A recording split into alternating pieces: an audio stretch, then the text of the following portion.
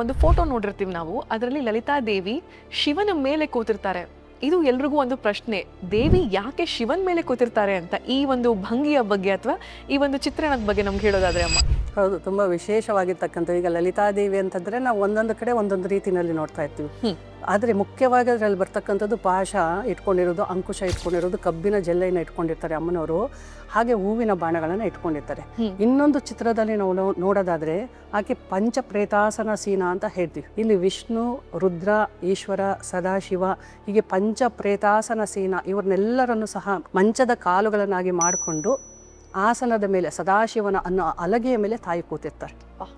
ಅಂತಂದರೆ ಈ ಪಂಚಬ್ರಹ್ಮಾಸನ ಸ್ಥಿತ ಅಂತ ಹೇಳಿದ್ರೆ ಪಂಚ ಶಕ್ತಿಪೀಠಗಳು ಅಂತ ನಾವು ಹೇಳ್ತೀವಿ.